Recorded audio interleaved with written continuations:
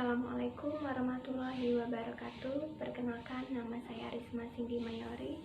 Saya mahasiswa Kebidanan Sarjana Terterapan Universitas Aisyah Yogyakarta. Hari ini saya akan membahas topiknya tentang asuhan kebidanan pada bayi segera setelah lahir sampai 2 jam pertama. Di sini saya dibimbing oleh dosen saya yang bernama Fitria Sisi Utami, MNS.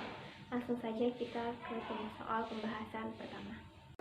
Soal pertama, seorang bidan menolong persalinan secara spontan di puskesmas. Bayi menangis kuat, kulit kemerahan, pergerakan aktif.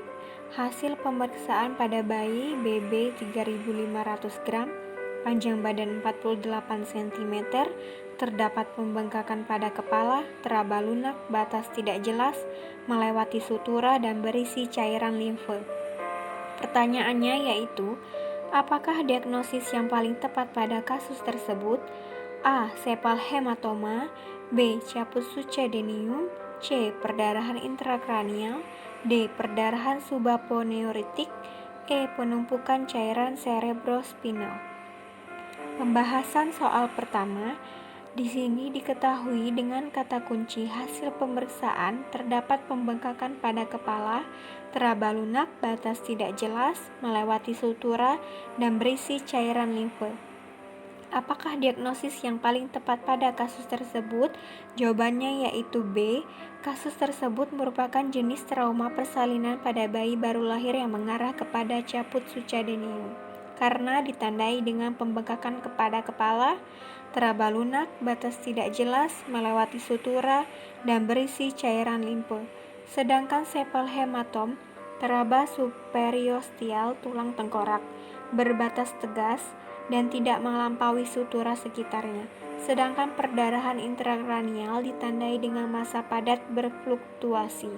Untuk perdarahan subaponeurotik ditandai dengan adanya pembengkakan kulit kepala, mungkin meluas ke daerah periobital dan leher. Adapun penumpukan cairan cerebrospinal tandanya mirip dengan hidrosepalus. Lanjut pertanyaan soal nomor 2. Seorang perempuan 41 tahun G5P4A0 usia kehamilan 39 minggu dalam kala 3 persalinan di BPM. Riwayat kala kedua persalinan sangat cepat. Saat bayi diletakkan di abdomen tampak darah keluar tiba-tiba dari vulva. Hasil pemeriksaan tidak ada janin kedua dan kontraksi kuat. Pertanyaannya, apakah tindakan yang paling tepat diberikan sesuai kasus tersebut? A. Memotong tali pusat, B. Melahirkan plasenta, C. Mengeringkan bayi, D. Suntik oksitosin 10 unit secara IM, E. Memeriksa apakah ada bayi kedua. Kata kunci soal pembahasan nomor 2, dari hasil pemeriksaan tidak ada janin kedua dan kontraksi kuat. Apakah tindakan yang paling tepat diberikan sesuai kasus tersebut? Jawabannya yaitu D. Suntik oksitosin 10 unit secara IM. Syarat penyuntikan oksitosin pada manajemen aktif kala 3 adalah setelah janin dilahirkan dan dipastikan tidak ada janin kedua. Lanjut soal nomor 3. Seorang bayi laki-laki baru saja dilahirkan spontan dengan riwayat gestasi 40 minggu di RB. Hasil pemeriksaan keadaan umum baik, berat badan lahir 3.200 gram, panjang badan 48 cm, suhu 36 derajat Celcius, nadi 125 kali per menit, badan dan ekstremitas berwarna merah, menangis kuat, gerakan sedikit, bersin saat dilakukan rangsangan taktil. Pertanyaannya, berapakah nilai Apgar skor bayi sesuai kasus tersebut? A. 6, B. 7, C. 8, D. 9, E. 10. Pembahasan soal nomor 3, diketahuinya dengan kata kunci di sini untuk keadaan umum hasil pemeriksaan dalam batas normal. Dan hasil pemeriksaan fisik, badan dan ekstremitas berwarna merah, menangis kuat, gerakan sedikit, bersin saat dilakukan rangsangan taktil. Berapakah nilai Apgar skor baik sesuai kasus tersebut? Jawabannya yaitu D. 9. Untuk pertanyaan tersebut dengan jumlah 9 dengan rincian hitungan sebagai berikut. Badan dan ekstremitas bawah berwarna merah dengan poin 2, menangis kuat dengan poin 2, nadi 125 kali per menit sama dengan poin 2, gerakan sedikit poin 1, bersin saat dilakukan rangsangan taktil 2. Jadi jumlahnya yaitu 9. Soal nomor 4. Seorang bayi perempuan lahir 2 jam yang lalu di rumah. Hasil anamnesis bayi menyusu kuat, BAK lancar, BAB 3 kali sehari. Hasil pemeriksaan berat badan lahir 2400 gram, panjang badan 46 cm, suhu 35 derajat Celcius. Frekuensi jantung 120 kali per menit, refleks hisap kuat, dan pemeriksaan fisik tidak ditemukan kelainan. Pertanyaannya, apakah asuhan yang harus diberikan kepada bayi pada kasus tersebut? A. Rujuk segera. B. Berikan antibiotik. C. Berikan infus dextrose. D. Letakkan di bawah lampu. E. Lakukan perawatan kanguru.